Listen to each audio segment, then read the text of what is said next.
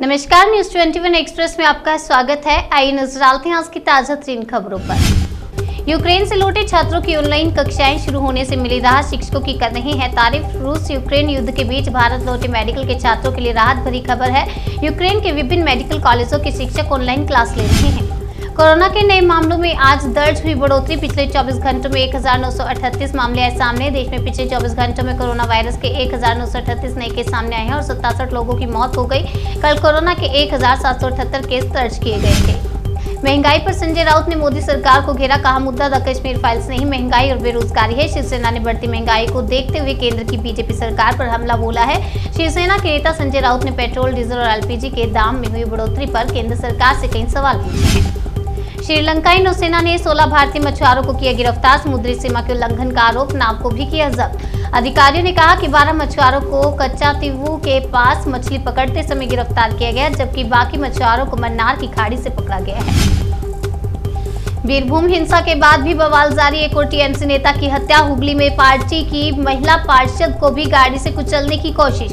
पश्चिम बंगाल में बवाल जारी है। बीरभूम हिंसा के बाद से राजनीतिक हिंसा थमने का नाम नहीं ले रही है। पश्चिम बंगाल के बीरभूम में टीएमसी नेता की हत्या के बाद हुई हिंसा के 2 दिन बाद नादिया में टीएमसी नेता की गोली मारकर हत्या कर दी गई। अगली खबर एमपी से। यूपी के बाद अब एमपी में भी बुलडोजर चलाने की तैयारी। सत्ता में वापसी को बीजेपी ने बनाई रणनीति। उत्तर प्रदेश में बाबा के बुलडोजर ड्राइव के कमाल के बाद बीजेपी मध्य प्रदेश में भी इस अभियान को चलाने की तैयारी में है। बीजेपी मध्य प्रदेश में मामा का बुलडोजर चलाएगी। मामा का बुलडोजर ड्राइव के सहारे ही मध्य प्रदेश में बीजेपी अगले विधानसभा चुनाव में जाना चाहती है। रूस ने 12,000 से अधिक विस्फोटकों को निष्क्रिय किया। रूसी सैनिकों ने खेरसान क्षेत्र में कृषि भूमि को नष्ट करते हुए 12,000 से अधिक विस्फोटकों को निष्क्रिय कर दिया है। रूसी रक्षा मंत्रालय ने इसकी जानकारी दी है। बीरभूम हिंसा में मारे गए लोगों के परिवार से मिली ममता बनर्जी, सीएम के सामने रोए पीड़ित परिवार। बीरभूम जिले के रामपुर हाट में हुई हिंसा में मारे गए 8 लोगों के परिवार से मिलने गुरुवार को पश्चिम बंगाल की सीएम ममता बनर्जी पहुंची। उन्होंने लोगों से मुलाकात कर दोषियों को सजा दिलाने का भरोसा दिया। दिल्ली में बनेंगे 17 वर्ल्ड क्लास पार्क। बच्चों के खेलने से लेकर सीसीटीवी और शौचालय की होगी सुविधा। केजरीवाल सरकार ने शहर में 17 विश्व स्तरीय पार्क विकसित करने का फैसला किया है। इस संबंध में 15 दिन के भीतर रिपोर्ट पेश करने के अलावा 1500 पार्कों को 450 रेजिडेंट वेलफेयर एसोसिएशन के साथ बेहतर बनाए जा रहे हैं।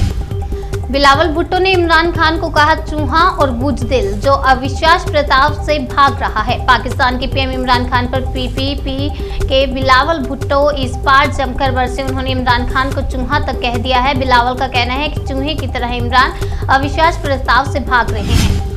बीजेपी सांसद गौतम गंभीर का ऐलान, दिल्ली में शहीद भगत सिंह के नाम पर खुलेंगी 5 जन लाइब्रेरी। शहीद आजम भगत सिंह की शहादत दिवस पर पूर्वी दिल्ली के भाजपा सांसद गौतम गंभीर ने एक घोषणा की है। गौतम गंभीर अपने क्षेत्र में 5 जन लाइब्रेरी खोलेंगे। इसमें 50 लोग एक साथ बैठ सकेंगे।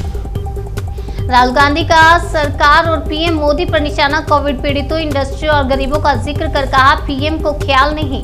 कांग्रेस नेता राहुल गांधी ने मोदी सरकार पर बड़ा निशाना साधा और पीएम मोदी को कोविड पीड़ितों, इंडस्ट्री और गरीबों के लिए कुछ न करने का आरोप लगाया। बीरभूम हिंसा पर बीजेपी ने ममता सरकार को घेरा। संबित पात्रा बोले, घटना ने पूरे हिंदुस्तान को झकझोर दिया। बीजेपी प्रवक्ता संबित पात्रा ने गुरुवार को प्रेस कॉन्फ्रेंस करके मुख्यमंत्री ममता बनर्जी पर निशाना साधा और कहा कि इस घटना ने पूरे हिंदुस्तान को झकझोर दिया है।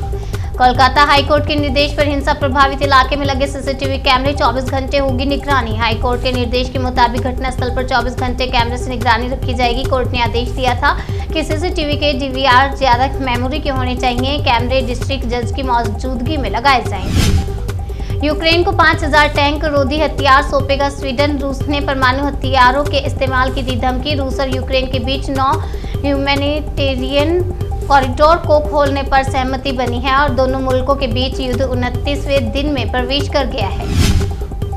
राहुल गांधी का सरकार और पीएम मोदी पर निशाना। कोविड पीड़ितों, इंडस्ट्री और गरीबों का जिक्र कर कहा पीएम को ख्याल नहीं। कांग्रेस नेता राहुल गांधी ने मोदी सरकार पर बड़ा निशाना साधा और पीएम मोदी को कोविड पीड़ितों, इंडस्ट्री और गरीबों के लिए कुछ न करने का आरोप लगाया।